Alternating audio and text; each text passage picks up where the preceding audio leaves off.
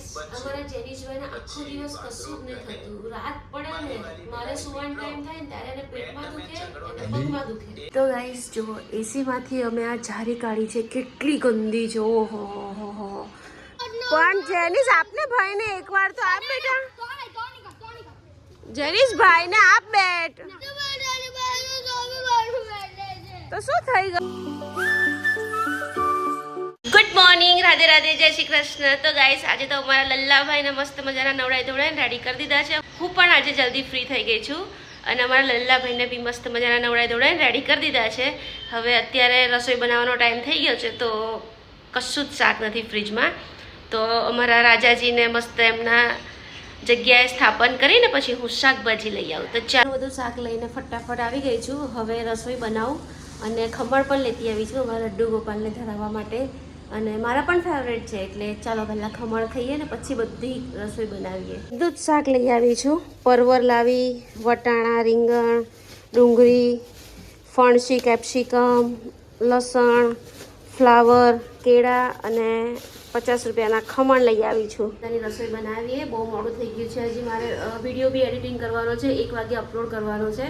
તો ચાલો પહેલાં તો આપણે પેટ પૂજા કરીએ, થોડા ખમણ ખાઈએ અને પછી રસોઈ બનાવીએ.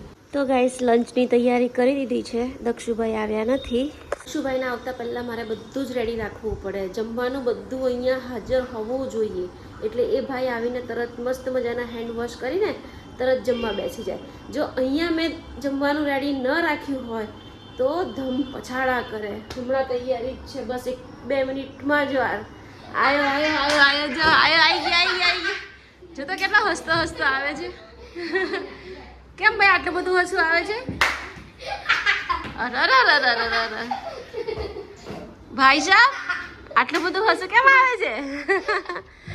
અરે આજે તો બહુ ખુશ છે, બહુ ખુશ લાગે છે ભાઈ. તો ગાઈસ આજે તો ભાઈ બહુ ખુશ છે. ચાલો એમનું જમવાનું રેડી. ચલો બેટા જમવાનું રેડી છે. ચાલો કાંઈ કહેતો નથી ને એકલો હસ્યા જ કરે છે. તો ચાલો પહેલા હું ને દક્ષ જમી લઈએ. જેનિશભાઈ આવશે 2 વાગે. હજી એની ખીચડી બનાવવાની મારે બાકી છે. મારો ને દક્ષનો રાઈસ બનાવ્યો, એના પપ્પા માટે ફણસીનું શાક અને રોટલા બનાવ્યા અને જેનિશ માટે ખીચડી બનાવી. તો ચાલો હવે જેનિશ માટે જમીને પછી ખીચડી બનાવી દઉં. તો ગાઈસ મેં જમી લીધું, દક્ષે જમી લીધું અને પછી અમને ખમણ યાદ આવ્યા. પેટ ભરીને અમે લોકોએ રાઈસ ખાઈ લીધા છે. હવે ખમણ કેવી રીતે ખાઈએ બોલો? આજે મસ્ત મજાના ખમણ લાવ્યા. મારા દક્ષુ બિચારો અપસેટ થઈ ગયો. કે દક્ષુ મને પહેલા અપાય ને કે મારા દક્ષુને મને બહુ જ અમારા ફેવરેટ ખમણ છે. હવે એટલું ખાઈ લીધું છે ને કે જગ્યા જ નથી. હવે કઈ નહીં, મૂકી રાખશું, મોડા ખાઈશું. બીજું તો શું કરીએ હવે. વાહ દક્ષ વાહ, શું કરીશ તું લાઈફમાં યાર? તું લખે છે એ પણ સુતા સુતા. ઓ માય ગોડ, ઓ બાપરે. ઊભા થાવ. કોઈ દિવસ સરસ્વતી ના પડે આવી રીતે સુતા સુતા લખો તો. હવે ડાયો થઈ ગયો, હવે બેઠા બેઠા લખે છે. હવે કહેવાય કે ભાઈ તું લખવા બેઠો યાર. સુતા સુતા તો કઈ લખાતું હોય દક્ષુ?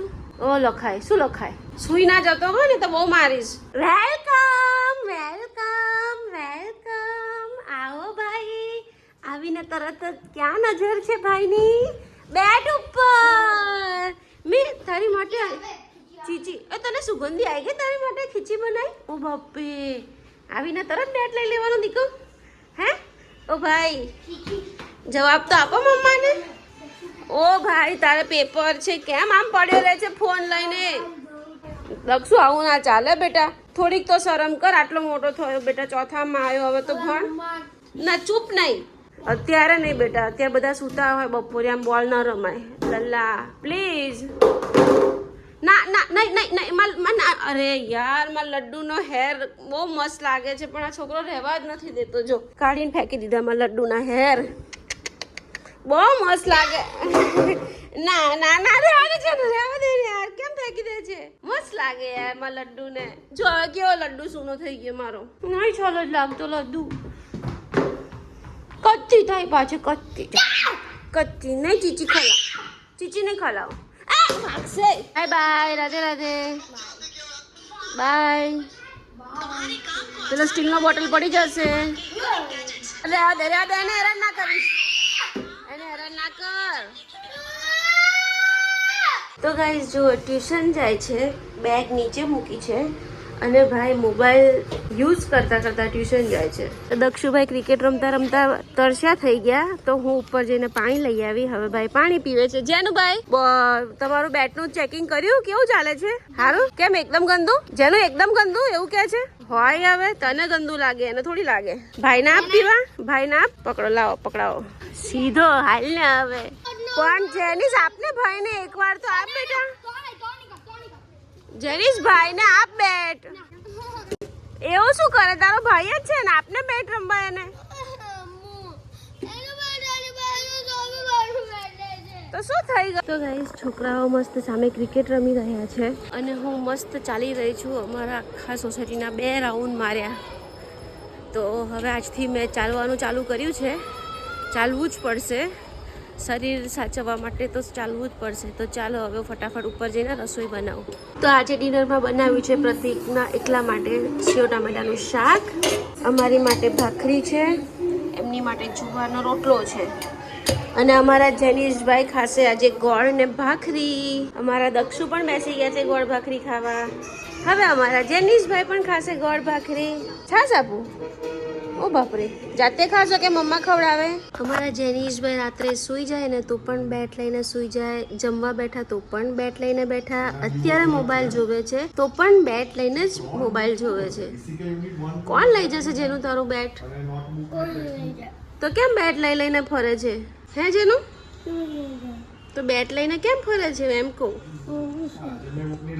હે તો ગાઈસ જો એસી માંથી અમે આ જારી કાઢી છે. કેટલી ગંદી છે. ઓહો.